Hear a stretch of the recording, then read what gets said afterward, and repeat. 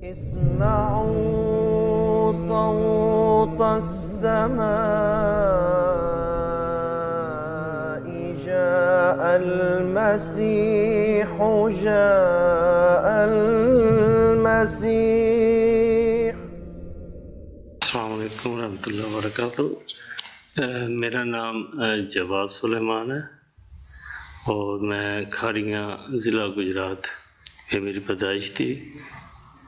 Basically جس family میں میں پیدا ہوا تھا وہ اہل سنت والجماعت بریلوی تھے.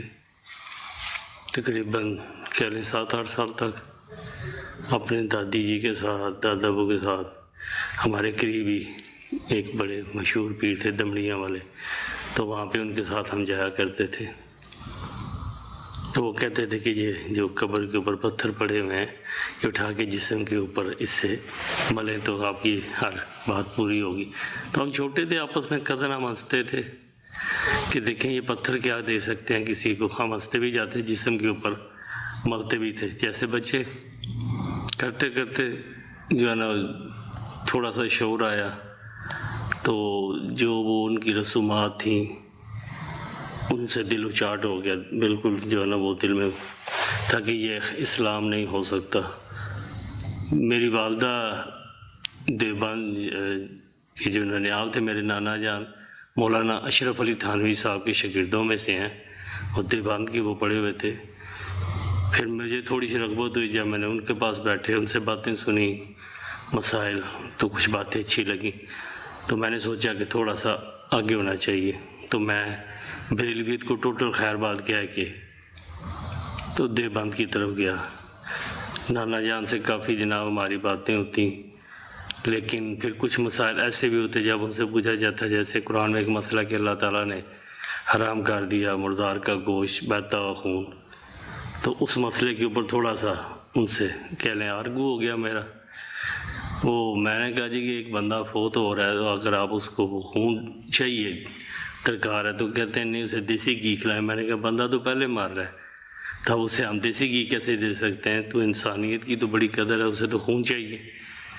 تو یہ چیز بھی میرے دل سے نہ نکل گئی کہ ایک چیز کا وہ مطمئن جواب نہیں دے سکے، مجھے اطمینان نہیں دے سکے.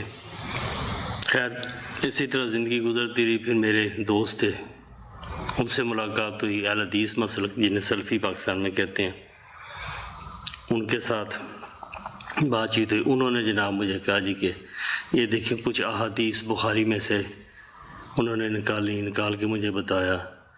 دیکھ کے مجھے وہ اچھا لگا کہ کم از کم یہ نماز جو ہے نا وہ جو بخاری شریف میں ایک سنت طریقہ رائج ہے اس کے مطابق پڑھ رہے ہیں. خیر میں نے بھی جناب ہمت کی، اہل حدیث مسلک جوائن کر لیا. 10-12 سال اس میں راز سفر چلتا رہا، لیکن کافی سارے مسائل جو تھے بہت ان میں متشدد تھے تو وہ بھی میرے دل میں جو ہے نا مطمئن نہیں ہوا. یا یہ کہہ لیں کہ اللہ تعالیٰ نے مجھے جو حقیقت تھی اس کے نہیں ملی تو ٹھہرنے نہیں دیا، مجھے دل کو اطمینان نہیں آیا میرے کو. خیر کرتے کرتے میری شادی ہوگی 1991 میں. میں انگلینڈ چلا آیا، آ کے یہاں اپنے روز معاملات میں جیسے دنیا دار بندے ہوتے ہیں میں بھی مصروف رہا. پھر کرنا ایسا ہوا کہ میں نے جاب شروع کی جناب. تو وہ جاب ہمارے جماعت احمدیہ کی تھے جن کے دفتر تھا، ٹیکسی آفس تھا، میں ان کے پاس کام کرتا. خیر دعوت تبلیغ تو کسی نے نہیں کی. تو چلتے چلتے جناب یہ 2005 جب پاکستان میں زلزلہ آیا تھا تو اس زلزلے میں محض 70-80 ہزار بندے، تو وہ دیکھ کے نظارہ تو جناب تھوڑا سا نا میں ہوا کہ کیا وجہ کہ اتنے بندے اگر مسلمان بھی کہلا رہے ہیں اور پھر اللہ تعالیٰ کا عذاب اترا ہے تو کوئی نہ کوئی غلطی ہے. خیر 2005 میں جناب رمضان کا مہینہ تھا، تراویحیں پڑھنے کے لیے ہم گئے ہوئے تھے مسجد میں، ادھر لانگ سائڈ میں مانچسٹر کے اندر نا مسجد ہے. تو 27ویں کی رات تھی. تو میں جناب جب تراویحیں پڑھتے ہوئے تو دعا دل میں خیال آیا کہ دعا کروں اللہ تعالیٰ سے کہ یا اللہ اگر یہ تیری جماعت جن کے ساتھ میں پچھلے 10-12 سال سے ہوں اگر یہ حق پہ ہے تو مجھے کوئی نشانی دکھائی جائے، اگر نہیں تو جو تیری چنیدہ اور پسندیدہ جماعت ہے، یا اللہ مجھے اس کی طرف رہنمائی فرما۔ تراویحیں پڑھی، گھر آ کے نماز ختم کر کے آ کے جناب سو گئے، تو صبح فجر سے پہلے، سحری سے پہلے خواب میں دیکھا میں نے کہ کسی نے میرے گھر کا ڈور جناب ناک کیا ہے، تو میں نے دروازہ کھولا ہے، تو وہ جیسے پوسٹ مین ہوتا ہے تو پوسٹ مین نے مجھے کارڈ بورڈ کا باکس دیا ہے۔ وہ باکس میں نے لیا، کھولا، اس میں سے مسلح نکلا ہے۔ اب مسلح کے اوپر جناب میں نے دیکھا تو لکھا ہوا ہے مرزا غلام احمد علیہ الصلوۃ والسلام۔ اب خواب میں سوچ رہا ہوں کہ میں اس مسلح کو اپنے گھر میں سب سے اونچی جگہ کے اوپر ڈسپلے کروں گا۔ یہ کر کے تو خیر میری صبح آنکھ کھلی ہے، میں نے پھر آ کے پھر جناب جو ہمارے جن کے پاس میں کام کرتا تھا احمدی، میں نے ان سے کہا جی کہ مجھے جماعت کا لٹریچر چاہیے۔ خیر اس سے پہلے بھی مجھے پڑھنے کا کافی شوق تھا، جتنی اتھینٹک تفاسیر ہیں، ابن کثیر، ابن اسیر، یہ تقریباً ساری تفسیر میں نے پڑھی ہوئی تھیں۔ کچھ شگف نانا جی کی وجہ سے کچھ ان کی کتابیں، جب ان کی وفات ہوئی ہے تو وہ میں اٹھا لایا تھا، وہ پڑھتا رہا۔ پھر بخاری شریف کا مطالعہ، مسلم شریف کا، صحائح ستہ کا، اور جب پھر یہ میں نے خواب دیکھی تو پھر میں جناب آیا، ان سے کہا جی کیا مجھے جماعت کا لٹریچر دیں۔ پھر انہوں نے مجھے حضرت مسیح موعود علیہ الصلوۃ والسلام کی کتب دیں۔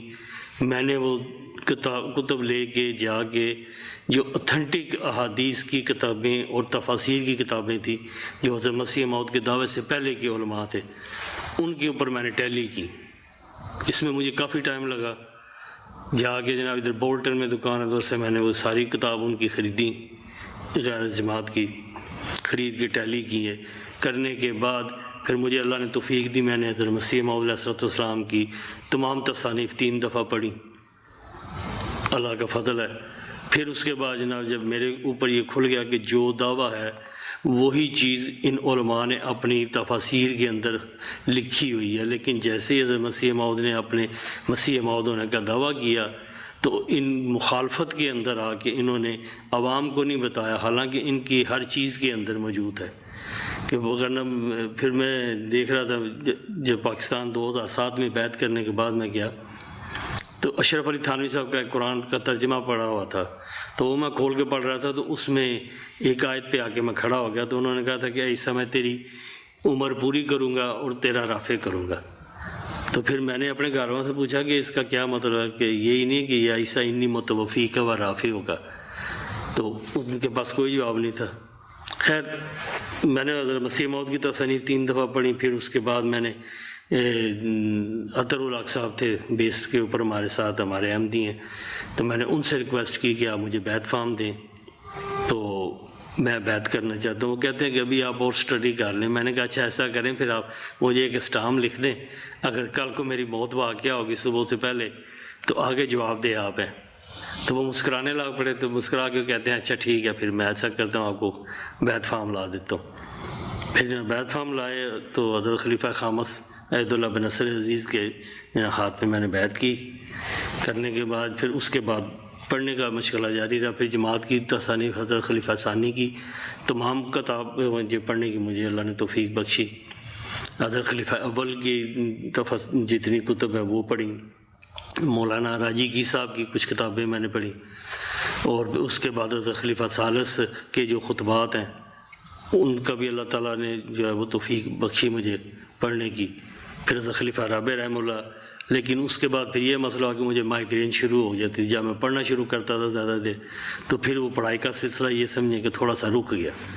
لیکن یہ ہے کہ الحمدللہ اللہ تعالیٰ نے جو آپ کے دل میں اطمینان ہوتا ہے نا، جیسے ہی میں نے حضرت مسیح موعود کا لٹریچر سارا پڑھا، تفاسیر پڑھی، وہ جو مین چابی ماسٹر کی جسے کہہ سکتے ہیں، اس سے پہلے بھی قرآن میں نے کافی دفعہ پڑھا تھا لیکن قرآن ہمیشہ میرے سر سے گزر جاتا تھا، لیکن جیسے ہی جو بیسک چابیاں حضرت مسیح موعود نے قرآن کو پڑھنے کے لیے ہمارے ہاتھ میں تھمائی تھیں، ان کے ذریعے جیسے ہی میں نے سورۃ فاتحہ کو رکھ کے شروع کیا قرآن، تو ایسے لگتا تھا کہ قرآن میرے ساتھ باتیں کر رہا ہے۔ حضرت خلیفہ ثانی کی مزے کی بات ہے، حضرت خلیفہ ثانی کی جو تفسیر کبیر ہے وہ شروع کرنے سے پہلے میں قرآن ترجمہ پڑھ رہا تھا، تو بڑے بڑے معنی معرف جو ہے نا وہ کھل کے میرے سامنے آ رہے. میں پریشان تھا کہ یا اللہ یہ تیری طرف سے ہے، یہ کہیں کوئی شیطانی القاء تو نہیں ہے کوئی ایسی.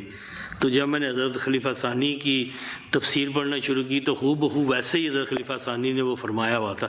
تو میں نے اپنے خدا کا لاکھ لاکھ شکر ادا کیا کہ ہم تو ان کی ادنا سے غلام ہیں، تو یا اللہ تو نے ہمارے اوپر بھی فضل کیا ہے حق کو پہچاننے کا. اور میرے خیال میں اس وقت اگر دنیا کے اوپر محبت اور پیار کا کوئی پیغام ہے اور سچا حقیقی اسلام ہے تو وہ صرف اور صرف اسلام احمدیت ہے.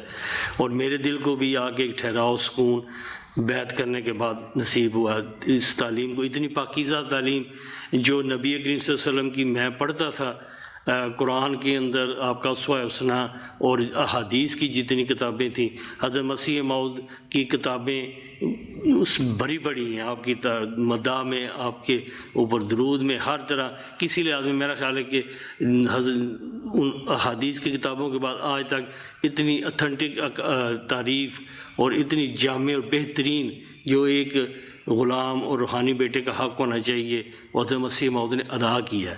اور اللہ تعالیٰ کا فضل ہے کہ ہمارے اندر خلافت موجود ہے. اور خلافت جیسے کہ نبی کریم صلی اللہ علیہ وسلم فرماتے ہیں کہ ایک ڈھال ہے، جیسے جنگ میں ڈھال کو اپنے آگے کر لو تو آپ محفوظ رہتے ہیں، تو یہ اللہ تعالیٰ کا خاص فضل ہے کہ ہمارے پاس وہ ڈھال خلافت کے رنگ میں موجود ہے، جس کے پیچھے ہم چھپا کے، جیسے ابھی دیکھیں دنیا کے حالات کیا ہو رہے ہیں، کرونا وائرس، پوری دنیا پریشان ہے، کھانے کو نہیں ہے، ادویات نہیں ہے، ہر بندہ جو ہے وہ پریشان ہے، اموات کا سلسلہ جاری ہے. اور یہ کیوں ہے؟ میرے خیال میں کہ یہ صرف اور صرف خدا کا غضب بھڑکا ہوا ہے کہ جو اللہ کی ایک سنت قرآن میں مجھے پڑھ کے نظر آئی ہے کہ اللہ تعالیٰ فرماتا ہے کہ میں عذاب نہیں بھیجتا جب تک میں اپنا رسول مبعوث نہ کر لوں. تو حضرت مسیح موعود کو مبعوث ہوئے بھی 150 سال سے زیادہ عرصہ ہو چلا ہے. تو میرا خیال ہے اب تو دنیا کو سمجھنا چاہیے اور اس وجود کی چھاؤں میں آ جانا چاہیے، اسی میں بقا اور سلامتی ہے. اور اللہ تعالیٰ ہمیں توفیق دے کہ اسلام احمدیت کو قبول کریں. یہی میرے خیال میں سچا اسلام ہے جو قرآن کی عین روشنی کے مطابق توحید بیان کر رہا ہے، نبی کریم صلی اللہ علیہ وآلہ وسلم کی شان ان معنوں میں بیان کر رہا ہے جن معنوں میں میرے خیال میں بیان کرنی چاہیے. ان معنوں میں حضرت مسیح موعود نے نبی کریم صلی اللہ علیہ وسلم کی مدح سرائی کی ہے. اور میرے خیال میں 51 سال میری عمر ہو گیا، میری نظر سے اتنا جامع لٹریچر، اتنا میٹھا اور شیریں جو نبی محترم کی شان میں حضرت مسیح موعود نے فارسی میں کلام، عربی میں، اردو میں، میرے خیال میں اس سے بہتر کلام میں نے آج تک زندگی میں نہیں پڑھا. اور حضرت خلیفہ ثانی کی تفسیر کبیر پڑھ کے مجھے ایسے پتہ لگا کہ جیسے علماء مکتبہ طفر ہے، حضرت مسیح خلیفہ ثانی کے سامنے 2 زانوں بیٹھے ہوئے ہیں. اور پھر یہ ہے کہ اللہ کا فضل ہے، اللہ تعالیٰ مجھے توفیق دی جہاں جہاں حضرت مسیح موعود نے اپنے دعوے کا قرآن جس کتاب کا بھی حوالہ دیا تھا میں نے وہ کتاب خریدی، اس کو پڑھا، اور اللہ تعالیٰ نے میرے اوپر کھولا کہ اس وقت اگر صرف اور صرف حق ہے تو وہ صرف اور صرف احمدیت ہے. اور اسی میں اللہ تعالیٰ ہمیں توفیق دے احمدیت قبول کرنے کی اور اللہ کے رسول کی آواز کو پہچاننے کی ہمیں توفیق عطا فرمائے. اور اسی میں عافیت ہے، اسی میں خیر اور بلا ہے. جزاکم اللہ. السلام علیکم. صلی علی نبینا صلی علی محمد صلی علی سفینا صلی علی محمد بلغ العلا بکمالہ كشف الدجى بجماله